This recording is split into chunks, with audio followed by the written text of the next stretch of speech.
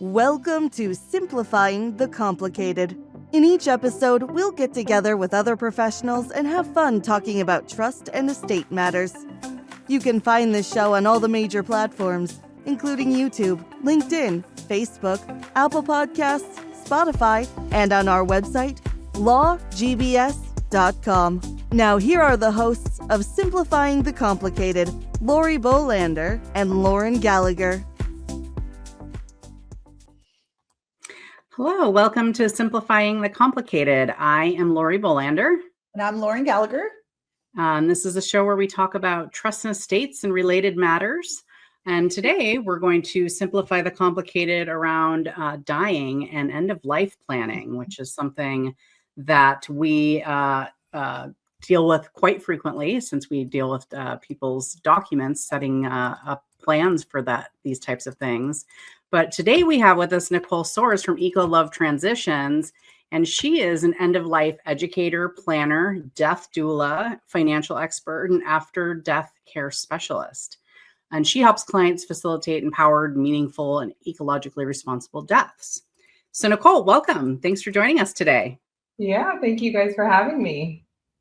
So this is probably something that most people are not familiar with, this kind of area of practice, or what may not even know what a death doula is.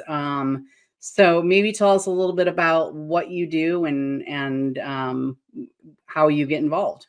All right.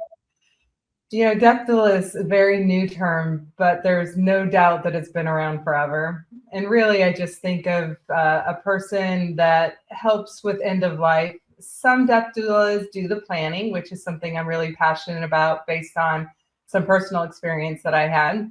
And some doulas really are just very compassionate and do beautiful death care support.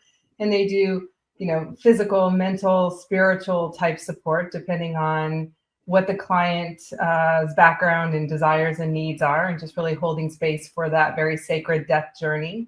And then there's the after death care, which I'm super passionate about, especially from an eco-friendly standpoint, really educating people on not only the importance of pre-needs, meaning paying in advance and pre-planning your death care, but also just understanding all your choices so that we can make value-based decisions with our body disposition and how we want to be honored and what we want our legacy to be. So for me, to simplify it, based on my background in financial services, I just call it a one-stop death shop. I like that.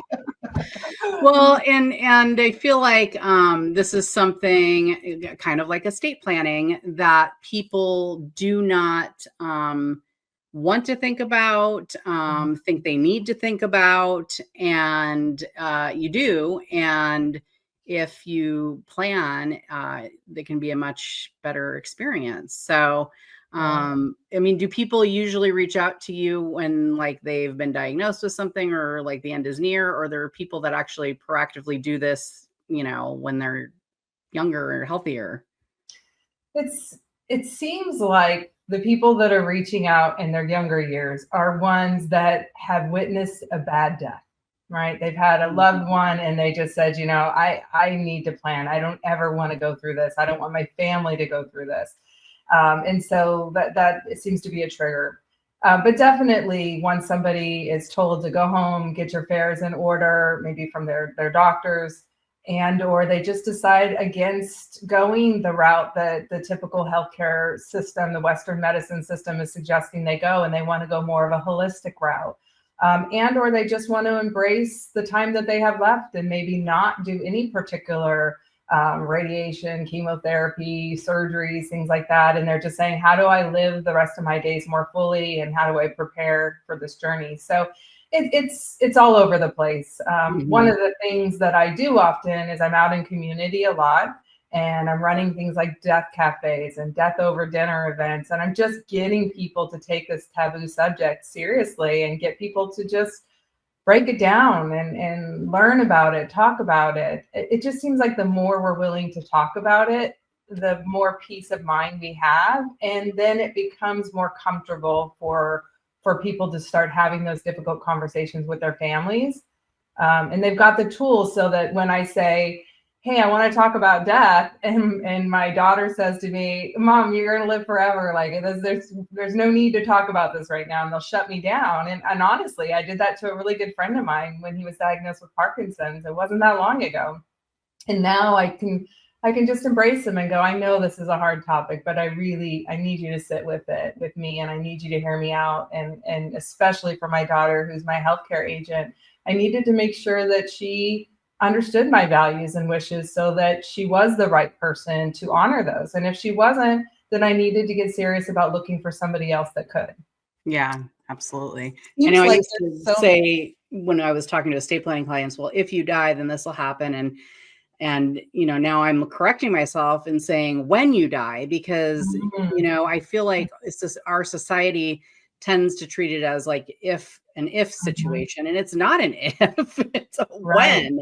So yeah, and I think the more people start to just realize that and accept that, then these kind of conversations can happen. It seems like there's, I don't know if stigma is the right word, but it is a very hush hush kind of topic that people don't want, or not, most people are not well versed in. They don't really know how to talk about it. They don't want to talk about it.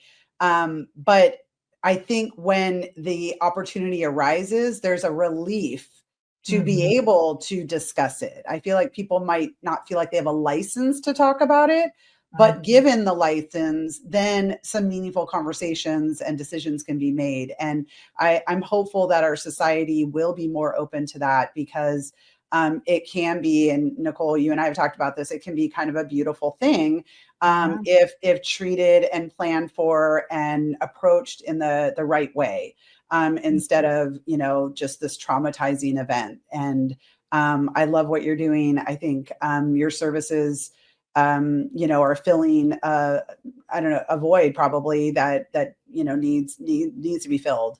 And the education that you're doing is really important, just to be able to get people again, open to having those conversations and making those decisions comfortably. Right. Yeah. Thank you for recognizing that. I think back, it's only been a couple of generations for us that death care was very community focused in our parlors, in our homes, where children and people of all ages got together and really supported that death process in such a beautiful way, with ritual, with altars, with flowers and celebration. And then I think the funeral industry came in and really just said, hey, let me just take that off your hands. And then it just, let's take it out of the home, let's take it and put it in the hospital, let's hide it, let's keep it away from kids, let's not talk about it. Yeah. And there's just a variety of reasons that this has all turned into what I would call a perfect storm, that we all, I think, have the obligation to change. And so for me, 75% of people are dying in hospitals. And I think of it a lot like a birth. It wasn't that long ago that babies were born at home and people died at home.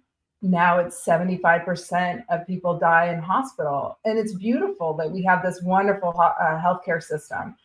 But I feel like the pendulum has swung way too far, and we've medicalized birth and death in a way that it was never intended or needed to be. And so it's so beautiful if we can support families through being bedside and supporting their loved one. The thought is, when I talk to people, they don't know what to do when all of a sudden someone stops breathing, or all of a sudden, somebody has a high fever and they're dying and they're terminal at home. What do? They call 911. They can't sit with death. And we just keep rushing people back to the hospital, even if they're dying of cancer and they get a UTI. Let's rush them to the hospital, let's get them antibiotics. But it could be this beautiful life exiting event to just allow this person to die naturally at home. But we have to be able to be comfortable with that. Yeah, that is the struggle, isn't it? I remember hearing the story of this adult woman. I think she wrote a book that her parents were aging, and I think one or both of them had an illness, and they wanted to die on their terms and together. And they were U.S. citizens, and they flew to Switzerland, and they had this beautiful death side by side. And the thing that really caught my ear was that she felt like she couldn't share that with her friends here, even her closest friends, for fear of being judged. She didn't want the judgment or the stigma attached to it, but she felt very at peace with it, and her family was, and of course her parents were. And I thought, gosh, what a shame. Right. Like her people couldn't support her in her supporting her parents. And I think that's kind of what you're all about. And I love that. We have End of Life Options Act, which is beautiful in some states. California is one of 10 states, and then we've got DC as a territory. But it's still very defined and very rigid as to how somebody can qualify. And we can talk about that if you'd like. But if you don't qualify, let's say you have a dementia diagnosis, you got to go to Switzerland. You got to go a different route, or you can stay and we can do what's called voluntary stop eating and drinking. So there's really two legal ways in the United States. Again, in some states for dying with dignity or medical aid in dying, it's legal, but most people, don't even know about it. I'll be honest. And before I decided to sell my company and dedicate my life to service in this way, I had no idea about it. That was only a year and a half ago. And now I'm so vocal and I'm such a proponent for it.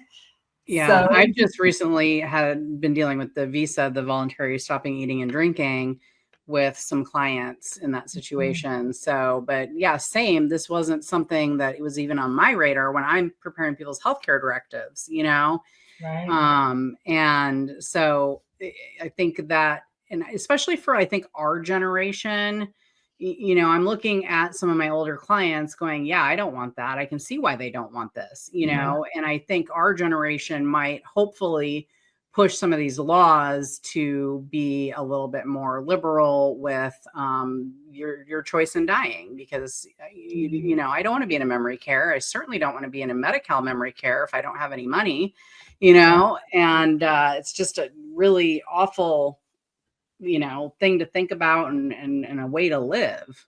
When you guys are looking at people's finances and helping protect assets and all the beautiful things that you do to keep people out of this expensive, long court battle called probate. But, one thing that is so important to understand and to even recognize that a lot of us aren't even properly saving for retirement.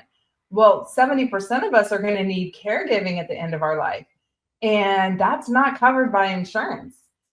So what does that mean? So let's say I'm in a dementia care, I need lockdown facility. That could be $15,000 a month. Who's saved for that? So we need to have some really serious conversations. So if I have dementia, I can't go dying with dignity, which we call medical aid dying in California, because most likely, unless I have another terminal ailment, I'm not going to meet the 6-month criteria saying that, I have less than 6 months to live, and 2 doctors have to certify that. Or maybe even, or even maybe the capacity to initiate it. Exactly right. So from a dementia or you're not of sound mind to say this is what I want to do. And so voluntary stop eating and drinking. And a lot of times when I do the educational seminars and I bring this up and they're like, that's just so horrible. What a horrible way to die. And I understand that belief. It can be very beautiful if supported properly with a doula and a doctor, but it's difficult for the family. And voluntary stop eating and drinking, majority of the time, has to be done in a home environment. It can't be done in a facility, because could you imagine asking your staff when somebody, might say, hey, I'm thirsty, you've got to honor their wishes that they want VSED and you can't give them any water or ice chips. It's a pretty complicated one for most to understand until they have seen somebody struggle for 9 years with dementia and know what that looks like. And so it can be a very beautiful way to go when it's supported. And, that requires a really strong healthcare agent to support and make sure that the whole family and everybody around the person is all honoring that person's wishes. Yeah, and you do work with that, with helping people with their healthcare directives too. And I know it's something we have talked about. And in fact, I was just emailing you about this morning with a client you referred to me, and I'm kind of saying, oh, I think for your healthcare directive, I think actually you should go with Nicole, because if there's particular circumstances. So talk a little bit more about that. Well, that's what I'm so excited about, being introduced to you guys. We have a common mutual business friend, which introduced us, which is wonderful. And what I knew I wanted is somebody that we can really work together to honor where the client's at and what their needs are at. So let's just say you guys are inserting what most people get is a basic advanced directive template. And they can be sufficient for a lot of people that want full life sustaining support, know who their healthcare agent's going to be, pretty basic. But when you start having a step up need, which is what the comprehensive advanced planning process is that I do for a fee, when you want to start going deeper into really drill down your values and wishes and go and talk about and document your end of life options. Do you want medical aid in dying if you qualify? Do you want VSED if you qualify? We also need to fill out the dementia forms, which are not part of most advanced directives.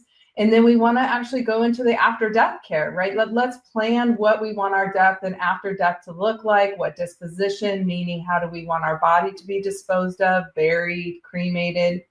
And so I can come in, I love to do the basic education and teach that for free, but it's nice that clients know that they can add a comprehensive or upgrade to that. And yeah, when you guys see an opportunity that you feel a basic's just not sufficient, I look forward to working together on those. Yeah, and what I was explaining to the client was like, I am not even really qualified to advise them on some of these things because I don't know enough about that part of it, right? And that I'm really more fulfilling the need that you have somebody that can make decisions for you. And yeah, we put some things in there about what some of the preferences are, but it's very high level, Right. It's not getting into some of these specifics. And there are a lot of clients, especially if they've been diagnosed with something, that want to get into that. And so I think it's great now that I have a resource to be like, yeah, that's not me. It's just like you guys guide somebody through the financial process, right? I'm really guiding them through. And when you think of a guide in a medical situation, we're looking at hypotheticals that are so hard to even try to comprehend, right? Okay, in this situation, if you were put in ICU or if you had a traumatic brain injury, which is really, my girlfriend's situation, Christine, what would you want done? How long do you want to be on life support? Do you even want to, especially if we had to remove a golf ball size of your brain? And we know the likelihood is you're going to be permanently disabled and require 24/7 care. Do you want that feeding tube, or is that the time that we just allow you to naturally pass away? The guiding parts is key there. Nicole, how does the pulse fit into the equation? Okay. And let's explain what the pulse is. Okay. Great question. So we have the advanced directive, regardless on whether we call it the basic or comprehensive, right? It is a guide for our healthcare agents and our our medical doctors and agents, as well as our healthcare agent. It's just a guide. When it comes to a pulse, the physician order for life-sustaining treatment. Life-sustaining treatment form. Thank you. I knew I was going to butcher that. It's a pink document in California, and it is signed by the doctor. There's a lot of overlap around, do you want full life-sustaining support? Do you want comfort care, et cetera? But that is a legal and binding document. The doctor is required to follow that order, assuming they have a copy. And, while they're giving treatment, they know what your wishes or what's in the pulse. Yeah. And how does that fit into a comprehensive directive? I mean, what I've seen of the pulse, I see quite a few of them from clients. It's very brief. It's one page. You check a box if you want a ventilator. You check a box if you want CPR. That kind of thing. Yeah. So that what you would be doing with a comprehensive healthcare directive would be elaborating on that, I assume, right? And kind of addressing what some of those mean and how they're applied specifically. Am I right about that? So not every comprehensive advanced directive client will need a pulse. They can have a pulse if they like one. I always bring the forms with me when I do that. But I think with a pulse, you should always have an advanced directive. Sure. Oh yeah, absolutely. Yeah. Obviously, the healthcare assignment comes with the advanced directive. So, it's very simple, and just think of it as just a quick one pager that's going to be on your refrigerator or the front door when the emergency crew shows up. Just to be very clear, do I want life-sustaining treatment or do I not? And that then replace the DNR, the do not resuscitate order, right, as well. Right. Well, it's included in there, right? It's going to say whether they want that or not in the post. Yeah, it's like a more modern version. It's a more modern version of it. People don't understand the nuances in these things either, because they'll come in and we're doing their estate plan and they're like, and we're going to do a DNR, right? This 60-year-old couple that's running around town and playing with their grandkids. I'm like, yeah, but I don't think you want a DNR. You have a heart attack right now. You want somebody to revive you, right? So there's, it's just the nuances of all these little different parts of these instructions that people are leaving. You would be surprised, or I was really surprised. I've had a couple of 80-year-old clients, that have survived cancer and maybe have a colostomy bag and really live a much lower quality life than they'd like, but they're happy to be alive. And when we sit down and we do the comprehensive directive, sometimes they'll go, oh yeah, no, I want to be revived. And then we really get down to scenarios and examples, and they're like, oh no, I don't want to live that way. No, I don't want it in this condition. So when we get granular, they get a lot more clear on what they really want. And then we decide, okay, based on what their wishes are, do we want to add a pulse to what I'm giving them? Okay, that makes a lot of sense. Yeah. It's really amazing how, of course, our initial reaction often is just do everything. But when we really sit down and explain what that means and in what scenarios, a lot of times they want criteria that says maybe do this for up to 7 days. And if it's not, likely that I'm going to recover and able to be self-sufficient, or then their thoughts around it is maybe a partial level of treatment, not a full, and definitely not comfort care. They're somewhere in the middle. And that's where we spend a lot of time really documenting that. Yeah. And I think it's so critical for you yourself to make sure your wishes are in writing and carried out.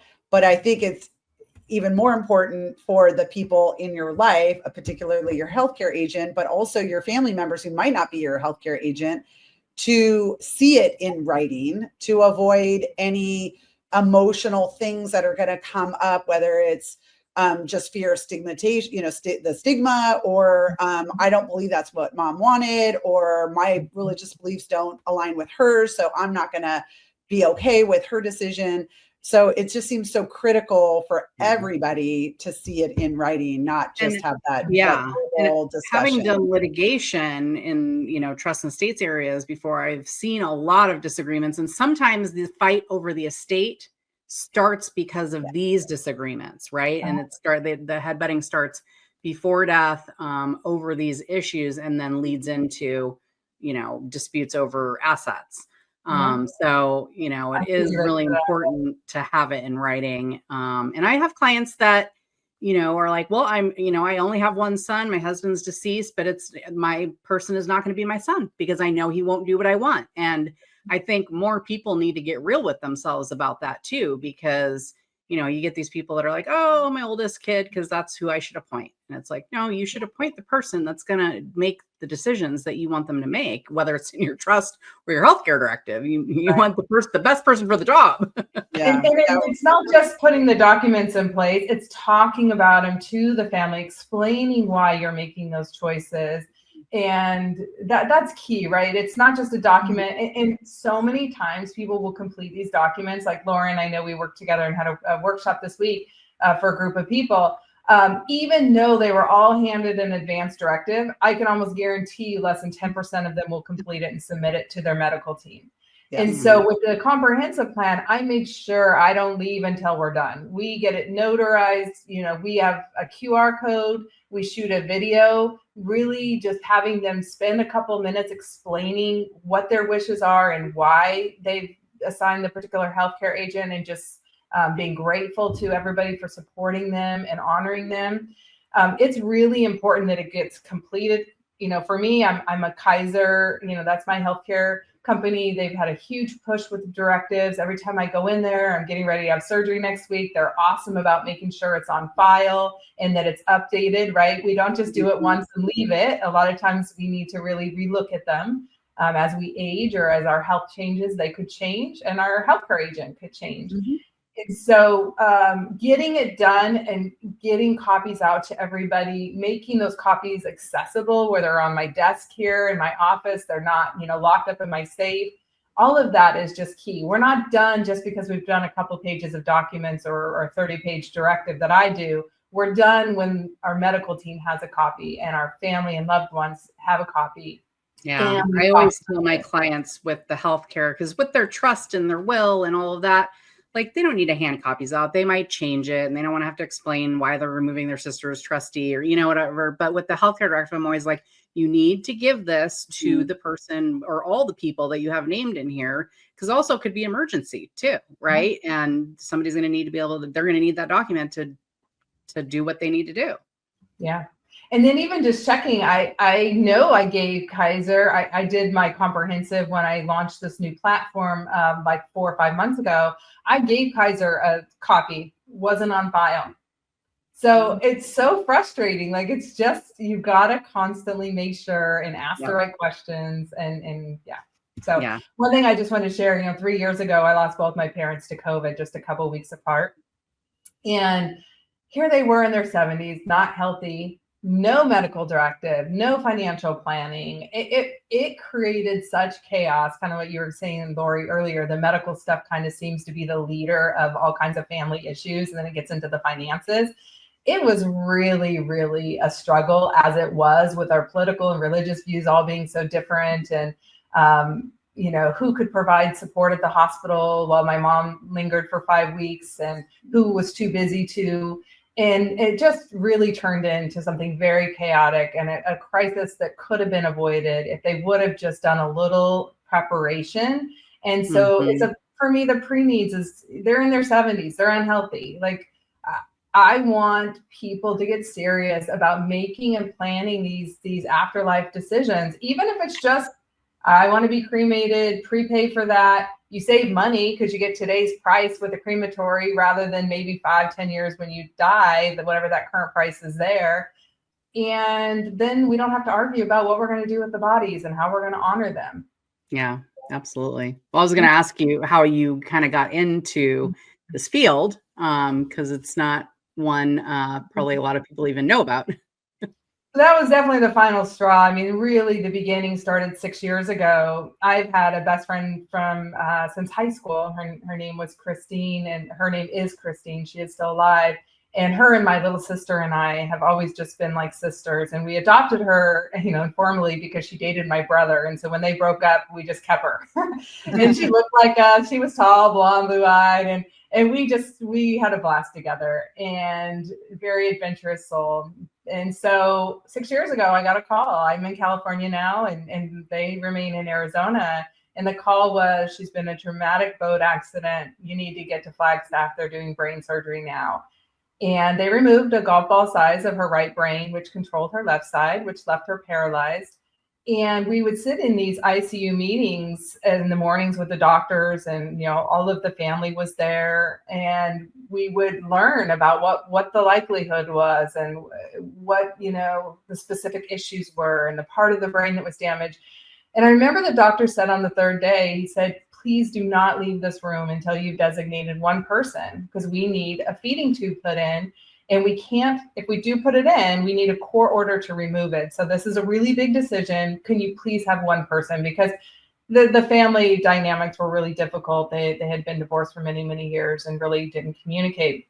So I was building spreadsheets, building it like a business, right? I was, trying to put terminology I hadn't heard before so I could research it later. I was contact lists and hiring an attorney, anything I could do to try to support Christine. And then they looked at me and said, could you do it? And I just was so shocked, but at the same time, I just knew there wasn't anyone else in the room that was better than me to do it, the type of things we were being asked to do.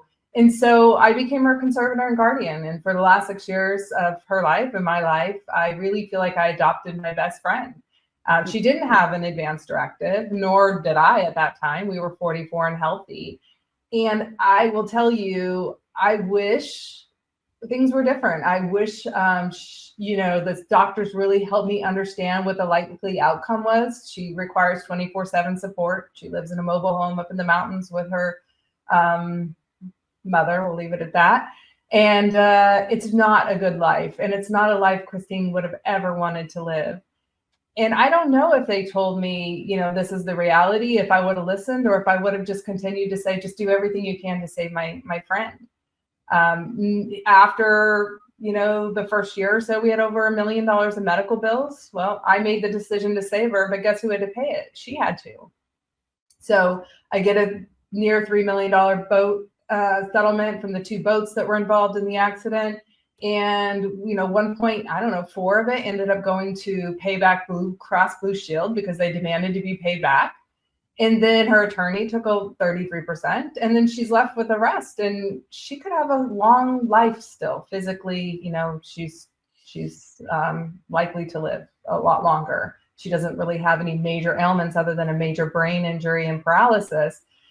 So I really became passionate about planning, and really became passionate about helping as a doula, help people to really understand the likely outcome and to ask those tough questions. And even look at the cost of, okay, we're going to do this surgery. What is the likelihood based on the insurance and based on their current health? How much time is this really going to buy this person? And will it be a quality time, or is it just going to be in a hospital room suffering in ICU? So I really have been trying to take a really broad, looking at the holistic situation, the whole situation, and really guiding clients through decisioning that I can't change for Christine, but I can at least, try to do it for other people. I mean, that's just such a moving story, and, such a valid reason to be led down this path. But I think that the long-term incapacity is another thing that people don't have a reality with death. Because when I mention it to my clients, they're kind of like, oh, okay, well, that's never going to happen. But that is a reality for a lot of people, whether it be, a brain injury, because of a car accident or a bike accident or a boat accident, or dementia or Parkinson's, or, these kinds of things. And sometimes you can live for many, many years not having full capacity. And it's a big deal, not only, economically, but, like you're saying, would you really want to live that way? So it's the meaningful part to me, how meaningful. Because I have several clients who have aged and they don't know their family members. They don't even recognize their own children. They don't know what day it is. They're not terribly physically impaired. But if you look at their life, how meaningful is it? Particularly the ones that are no longer engaging with anybody, because there are some that are still engaging, they don't know who they are, but they go down for dinner and, sit and, participate to some degree. But the ones that are really not, engaging at all, not leaving their room, not leaving their bed, if that, I look at that and I think, that would be a tragedy for me, that it would, the family will already have grieved the loss of me in many ways. Because I'm no longer me, the one that they remember of me. But that's tough to grapple with. Like, I know what I don't want, but am I willing to put that in writing? And, I think somebody like you would be very good at guiding us to reach that decision and have that be in writing. I'll give you an example with the dementia forms. And this is how I've chosen to document my wishes. I've said that if I can't recognize my loved ones for 6 months based on dementia, then I want voluntary stop eating and drinking. And then I shot a video for myself again, we can have multiple videos behind our QR code that we use for our directives. And the video is, if I get dementia and this is where, this is my metric of quality of life, I am asking my loved ones, my family, medical team to honor this and support me through death in this way using voluntary stop eating and drinking. So if, let's say, I'm in a situation, I meet that criteria, we start voluntary stop eating and drinking, and let's say I then ask for water, which, by the way, there's a lot we can do to minimize that desire and thirst that comes about. But let's assume I have that sensation. Then they can replay that video for me and say, okay, watch your video. And then after say, okay, is this what you still want? And I'll either say, because at that point I have capacity and maybe for that moment in time, I say, oh, no, I still want this. And then, we'll move forward. So that's just an area that I've decided for me that works for me. But everyone will have to decide that for themselves. But the Dimension forums can really do a good job documenting that. Nicole, when we're using the word voluntary or voluntarily doing this, what if I don't have capacity anymore? Is it really voluntary, or can I plan that ahead of time? Yeah, you're planning it ahead of time. And I don't want to get too detailed into this specifically, because I'll tell you, this is one of the hardest things for loved ones to support. Okay. And that's why Switzerland can be a beautiful option for dementia. Getting them there and getting them on planes and things can be challenging. So a lot of times we'll talk about 5 minutes to midnight. And that's a term, it was used by an author in a book where you kind of have to choose voluntary stop eating and drinking before midnight, before you lose full capacity. So it's sad in the sense that you almost have to die earlier than you really want to, because you have to have some capacity generally to be able to say, yes, I still want this. Right. Yeah. Right. That is the challenge. That's the challenge with the right to die laws, is you have to be able to personally initiate it and take it all the way to the end. And, I have clients that say, well, I want to put that in my healthcare directive. I'm like, well, you can, but your agent can't make those decisions for you. Right. Maybe there's some things that they could do with a comprehensive healthcare directive that could support that. But if we're just talking the black and white laws, there's no need to put that in there. Exactly. Really, it's the reason I included in the comprehensive is just to educate them on what the criteria, what it looks like, what the death looks like. It could be a very sacred, beautiful death. And it's more to have the conversation. And if it's just something like absolutely not, it's not even an option, then we'll just say it's not an option. It's not something we want to even consider. But it's more about just the conversations being had at the time that we're doing the directive, because as a guide and as somebody who's an expert in this, I can at least be the person to support the conversation and lead that. That makes sense. Yeah.